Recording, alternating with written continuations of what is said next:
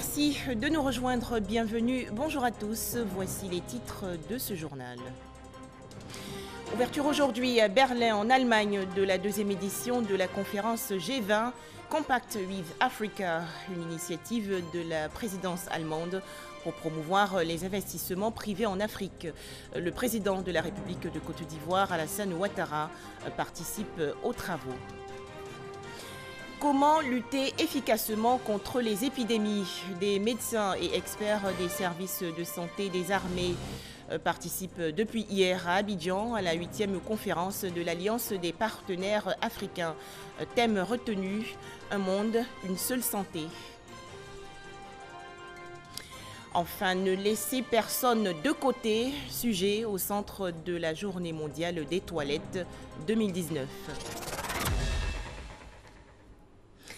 Le président de la République, Alassane Ouattara, est depuis hier à Berlin, en Allemagne. Le chef de l'État ivoirien participe aujourd'hui à la deuxième édition de la conférence G20 Compact with Africa. Cette rencontre, initiée par la présidence allemande, vise à promouvoir les investissements privés en Afrique, notamment dans les infrastructures. Les explications tout de suite de Awa Touré.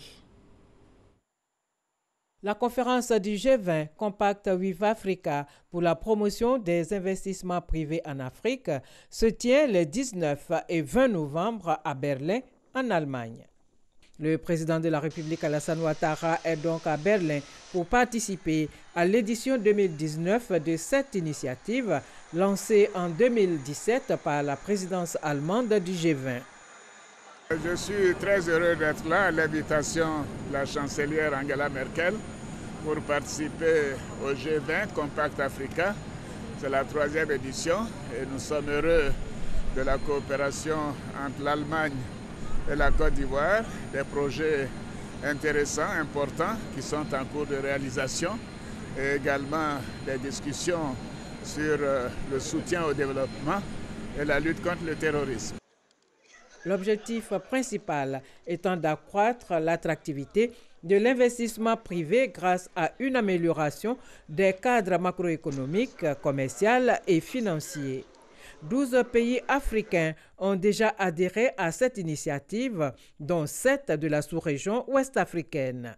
Ce pacte du G20 avec l'Afrique constitue une opportunité pour accroître les investissements privés en Côte d'Ivoire en attirant les investisseurs directs des pays du G20. En plus du compact global, la Côte d'Ivoire a signé un compact bilatéral avec la République fédérale d'Allemagne le 12 juin 2017. Un compact bilatéral qui fixe un cadre de coopération dans le secteur des énergies renouvelables ainsi que le partenariat technique et financier entre les deux pays. C'est dans ce cadre que la Côte d'Ivoire a obtenu notamment le financement des projets dans le secteur des énergies renouvelables à hauteur de 65 milliards 59 millions de francs CFA et la construction à Boundiali d'une centrale solaire d'une capacité de 37,5 MW. Je vous l'annonçais dans les titres, ouverture hier à Abidjan de la 8e conférence de l'Alliance des partenaires africains pour la riposte aux épidémies. Environ 150 médecins et experts des services de santé des armées participent aux travaux autour du thème « Un monde, une seule santé ». Abdoulaye Koné. Lutter contre les flambées épidémiques, telle est la mission que s'assigne l'APORA, l'Alliance des partenaires africains pour la riposte aux épidémies. Durant 5 jours, la problématique des phénomènes nuisibles transfrontaliers sera au cœur des réflexions à Abidjan. Nous avons eu l'appui de nos autorités pour pouvoir organiser cette conférence. La conférence d'Abidjan va marquer la finalisation du manuel APORA. Le manuel APORA, c'est un ensemble de procédures que l'Alliance donc va mettre en place, qui va permettre donc de réguler le fonctionnement de cette alliance. Créée en 2015, l'APORA s'est aujourd'hui élargie pour inclure des partenaires civils, en l'occurrence le ministère de la Santé. Pour mener une bonne action sanitaire, il faut assurer la sécurité. Et les militaires s'occupent de ce côté sécuritaire. En plus, il y a des médecins au sein de l'armée Et donc avec eux, nous faisons cette activité de façon concertée. Le soutien stratégique des États-Unis à l'APORA vise à promouvoir les coopérations civilo-militaires efficaces afin de mieux coordonner les interventions à travers le continent. Très souvent, en cas d'urgence, ce sont les forces armées qui ont les moyens de réagir le plus rapidement. Les États-Unis souhaitent aussi voir les pays africains prendre en charge de plus en plus cette alliance de façon à assurer sa pérennité. Et cela facilitera la continuation de notre soutien qui est fondé sur le respect de la souveraineté de nos partenaires et la conviction qu'ils peuvent assumer pleinement leur rôle. Pour le gouvernement ivoirien, la situation sanitaire et ses conséquences interpellent plus d'un et une synergie d'action s'impose pour lutter efficacement contre les épidémies et les catastrophes naturelles.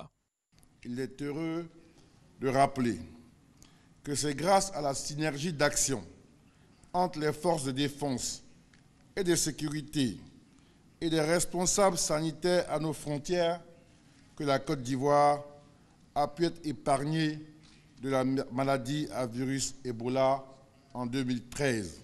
Le gouvernement ivoirien a mis en place un cadre permanent de travail dénommé Plateforme nationale Une seule santé. Cette plateforme associe les structures publiques, privées, la société civile, les partenaires techniques et financiers impliqués dans la veille et la gestion des crises sanitaires. APORA doit évaluer et intensifier les échanges d'expériences relatives aux stratégies mises en place par nos pays respectifs pour anticiper et lutter contre les épidémies. Un monde, une seule santé, c'est le thème de l'édition 2019. Les assises permettront d'évaluer les capacités médicales du service de santé des armées à réagir ou à soutenir d'autres pays de la région. Paris, la capitale française, a accueilli du 13 au 15 novembre dernier la réunion du bureau de la conférence des ministres de l'éducation des États et gouvernements de la francophonie. La Côte d'Ivoire était représentée par sa ministre de l'Éducation nationale, Kandia Camara.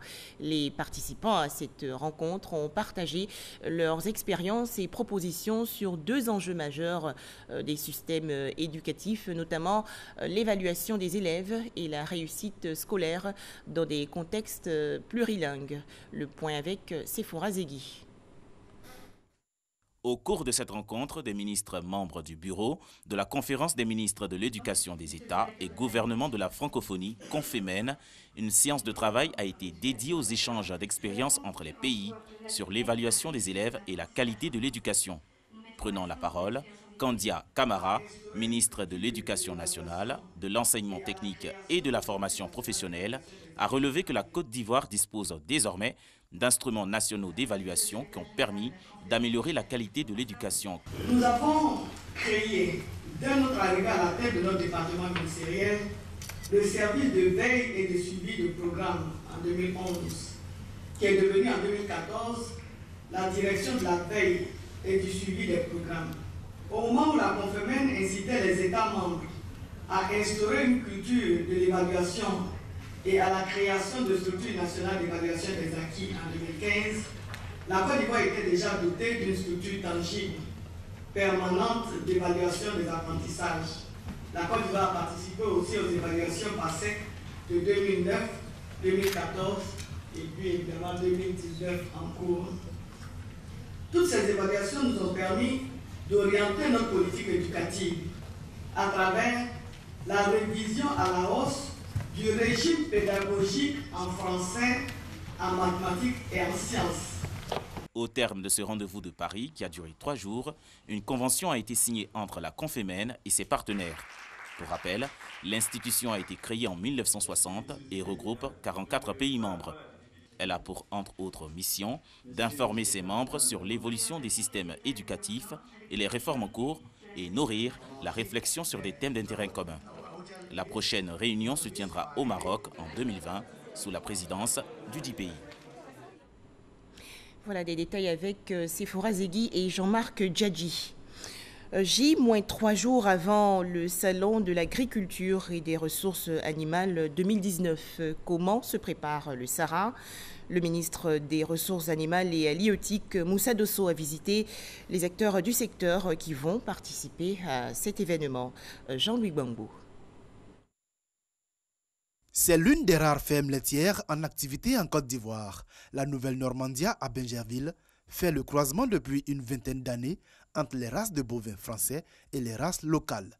12 parmi ces bêtes seront exposées au Salon international de l'agriculture et des ressources animales d'Abidjan, le SARA. Une fierté nationale que le ministre des Ressources animales et halieutiques est venu découvrir avant l'événement.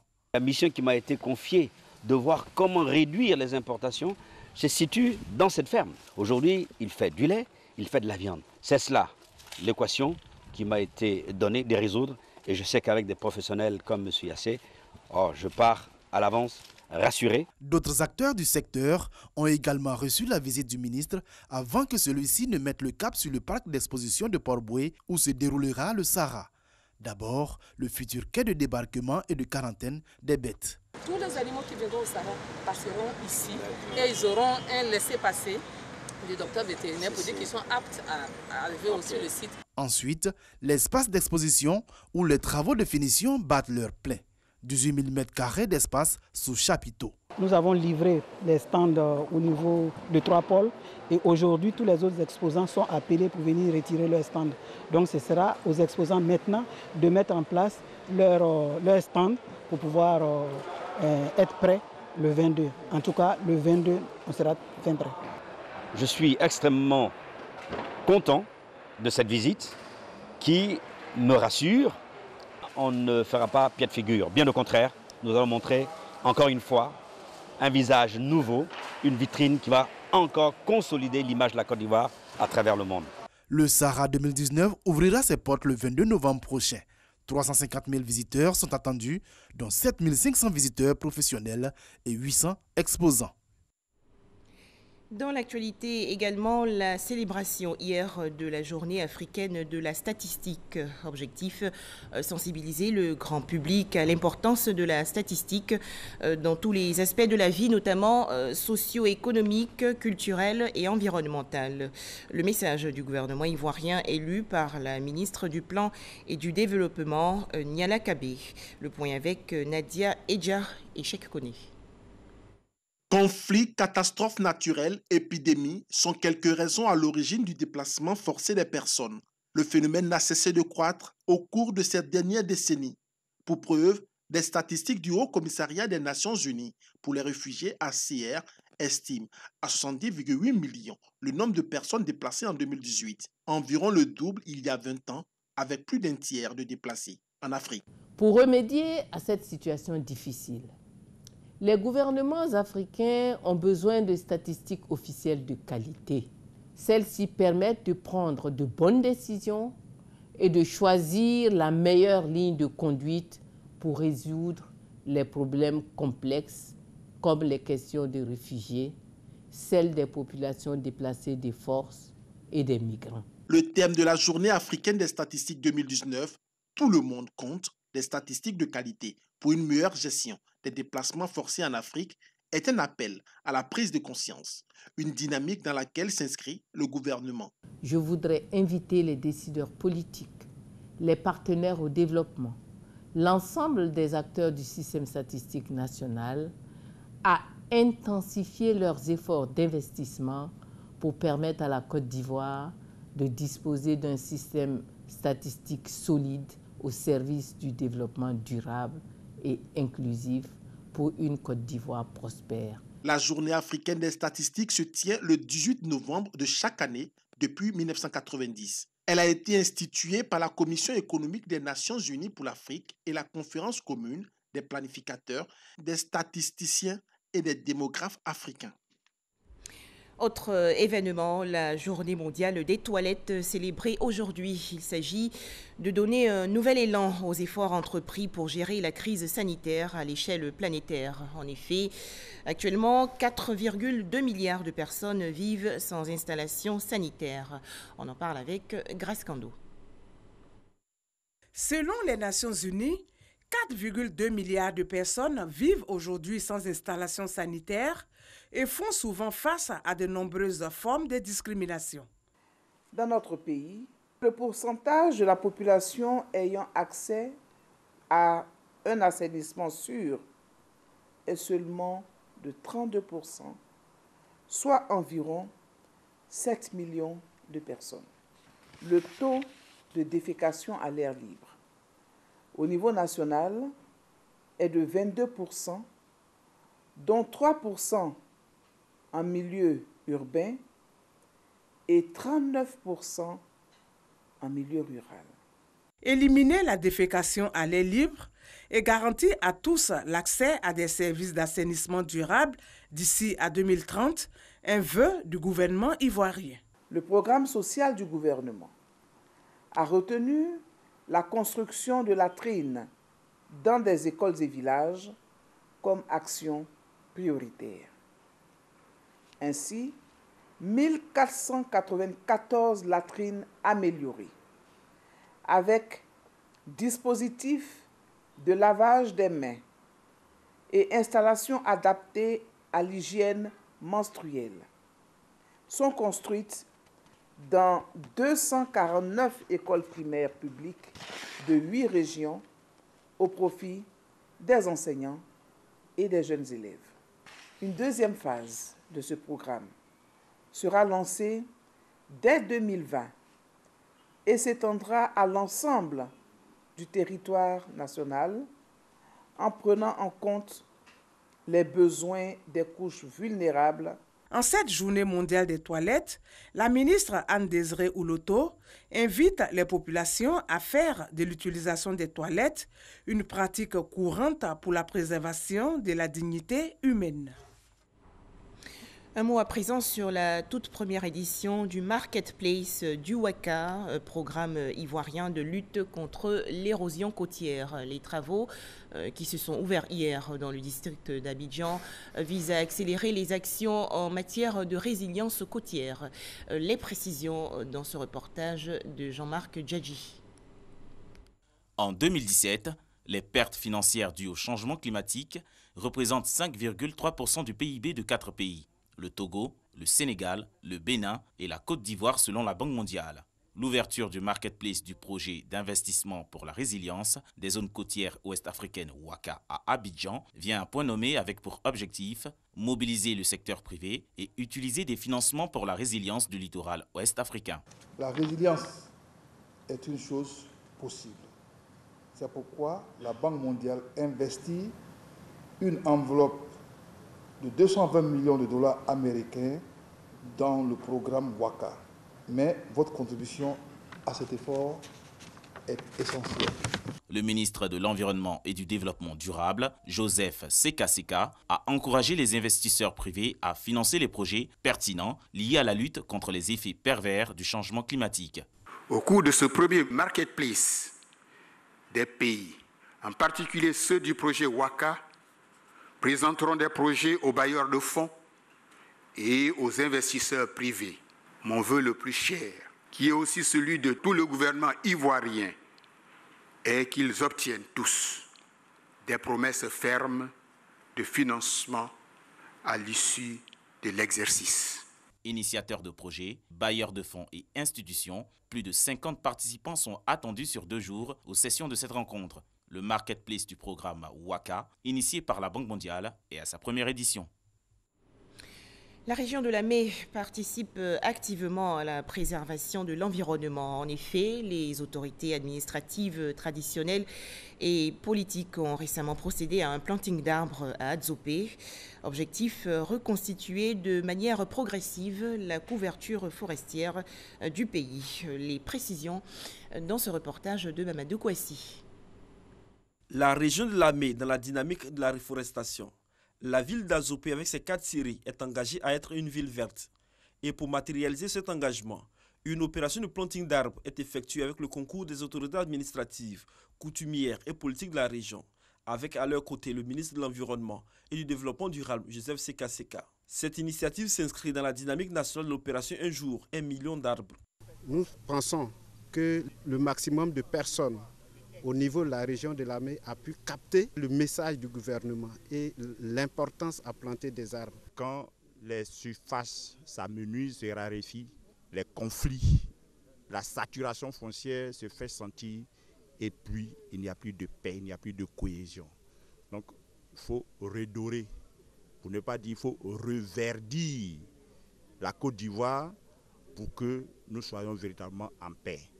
Le professeur Joseph Seka, ministre de l'Environnement et du Développement durable, a expliqué l'importance de la reforestation. Souvent, les conflits naissent de l'indisponibilité de forêts, de terres pour nos populations. Donc il faut replanter, il faut reboiser pour que nous ayons suffisamment de forêts pour permettre à nos populations de pouvoir assurer leur subsistance en disposant de forêts et de terres.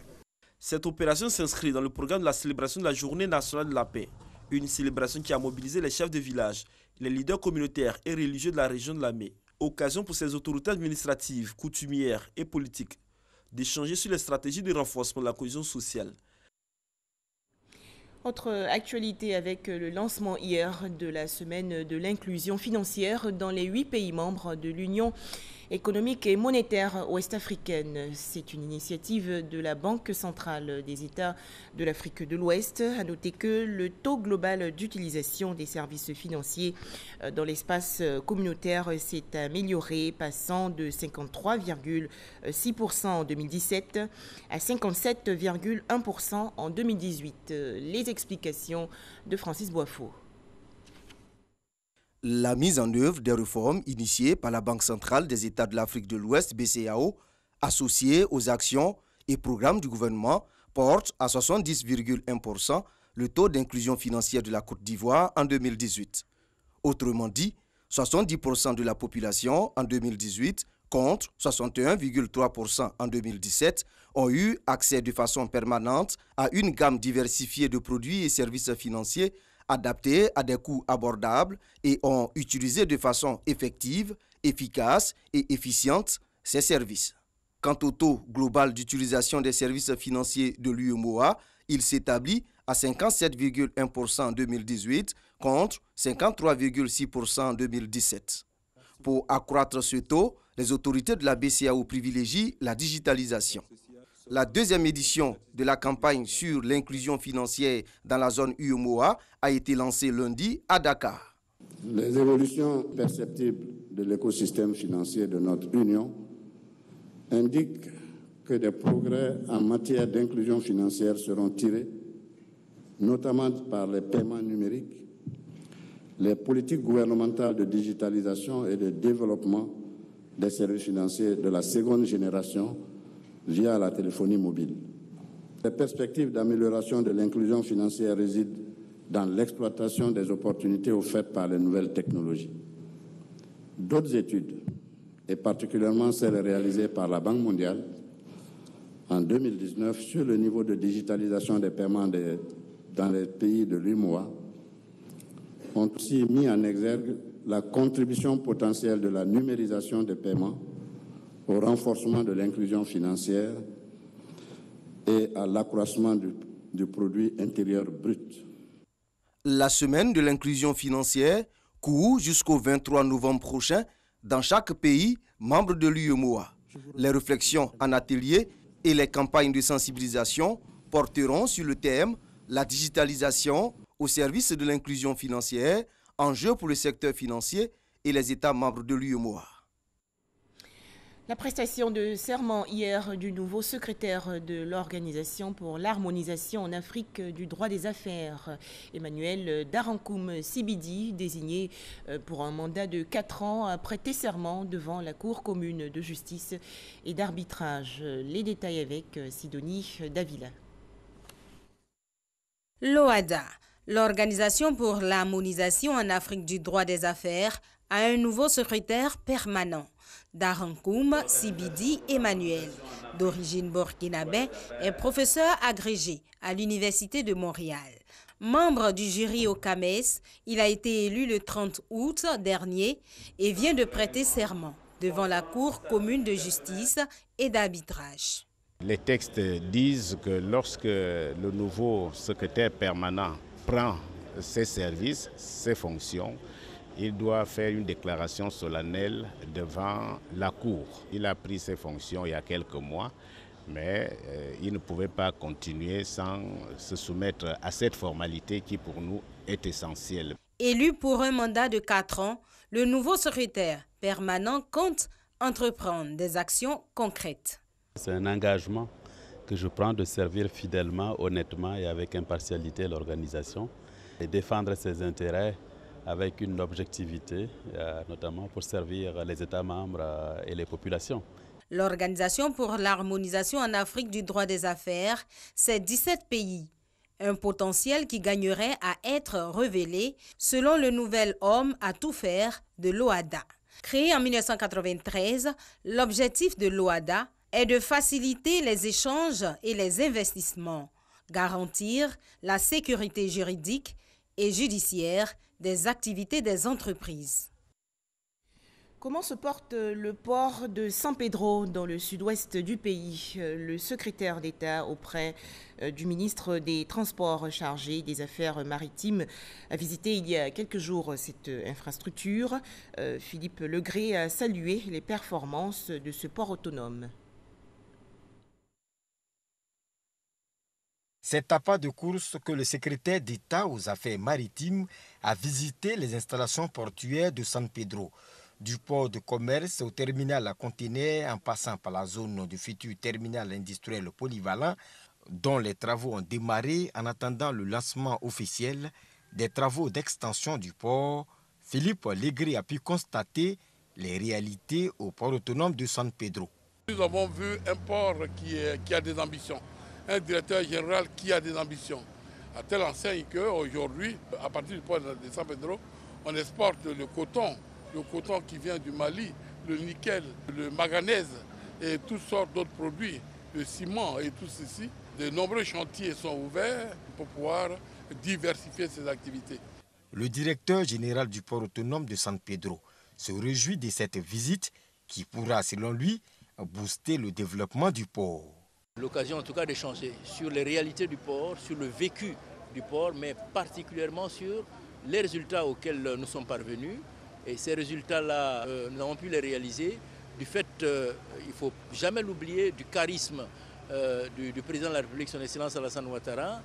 Et aujourd'hui, le secrétaire d'État venant pour s'informer des réalités, il nous a plu naturellement d'échanger avec lui et de voir dans quelle mesure est-ce qu'une contribution de sa part pour accélérer également tout le processus d'extension et de développement et de modernisation du port pourrait se faire. Le trafic global de marchandises estimé à plus de 4 millions de tonnes en 2018, plus d'1 million de tonnes de cacao traitées dans la même année. Ces résultats ont été donnés au secrétaire d'État aux Affaires maritimes ainsi que les difficultés et perspectives au cours d'une séance de travail à la salle de conférence du port autonome de San Pedro, peu avant la visite des installations portuaires. Et pour terminer, l'actualité nationale, cette grande fête à Bongouanou, dans le centre-est du pays. En effet, l'inspecteur général d'État, Théophile Awaundoli, a entièrement équipé le groupe scolaire Hôpital. Les populations ont exprimé leur reconnaissance au micro de Alexis Ouedraogo. Table banc, équipement de cantine scolaire, ce samedi à Bongouanou, l'heure était à la fête. Noël avant l'heure pour quelques milliers d'élèves. L'an dernier, la cantine du groupe scolaire Hôpital, une cantine de 325 rationnaires, a failli être fermée parce que la toiture était défaillante. Au cours du mois d'octobre, le comité de gestion de l'école, en accord avec les directeurs d'école, ont adressé un courrier à monsieur l'inspecteur général d'État, notre donateur, pour une aide. Et pour parler comme l'autre, voilà qui est là. Une initiative que salue élus et cadres de la région. Monsieur l'inspecteur général, merci, merci, merci.